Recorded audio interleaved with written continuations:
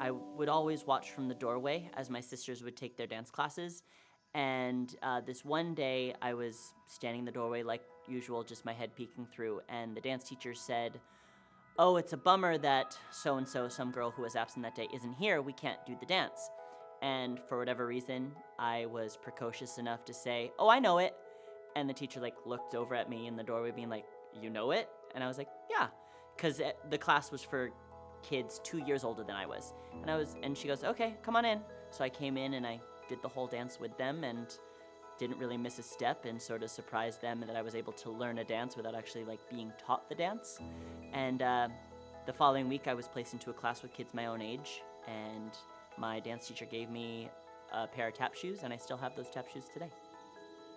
I mean, I don't know if I could pinpoint exactly what it was when I was a kid that drew me to it, but I just knew it was where I belong.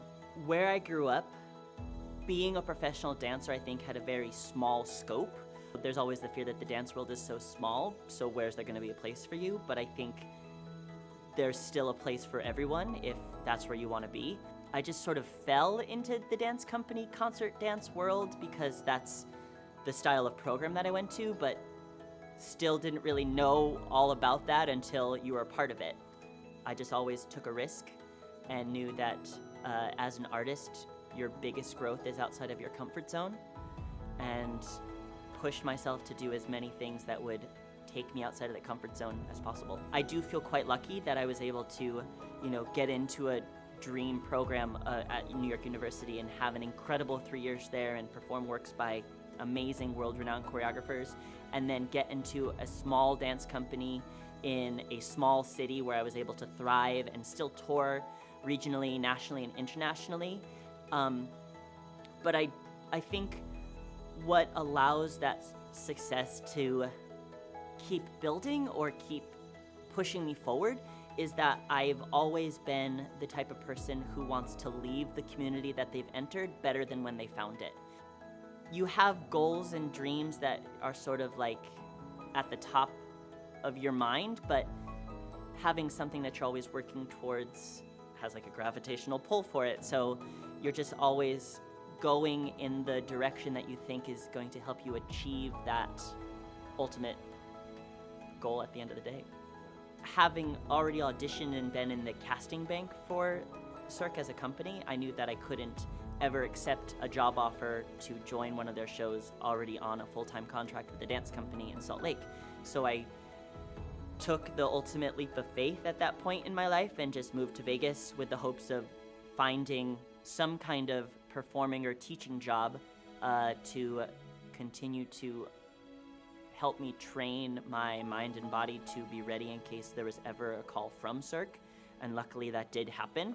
I never let that idea go, that was my goal of moving here, and while I would attend many auditions when I first moved to the city, not knowing what they were even looking for, I finally realized that if my goal was to be in a Cirque show, then I would have to put all my energy and motivation to making sure I was ready for that opportunity when it came. My favorite moment in a performance is that second right before you enter the stage. At Mystere, it's the moment before I either run up from the basement or, depending on the character, I jump over the wall and I'm one of the first creatures that the audience gets to see. And it's just that anticipation of not knowing what's going to happen once you jump over that wall or once you run out onto that stage that I think is, adrenaline rush that you are so excited for, because this audience is out there waiting to see what you have.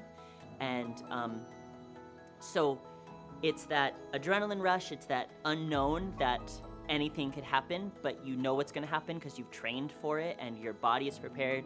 You just spent, 90 minutes in a makeup chair making sure that you looked beautiful for it. You put on this incredible costume. So it's all, the pieces are there for you.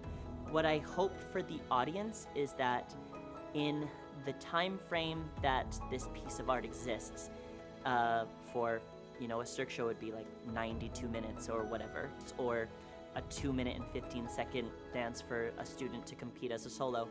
I hope that the audience has a moment to escape their everyday life and be absorbed into an environment or an emotion or a feeling, that they get lost in this world of our imaginations that we've created.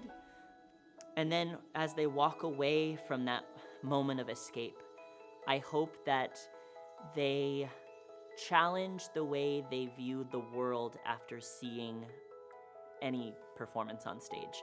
I think art in its essence is made to challenge our way of thinking and hopefully allow us to view something differently when we leave the theater or wherever the performance space might be, and that it allows them to be a little bit more accepting of what it is that did challenge them.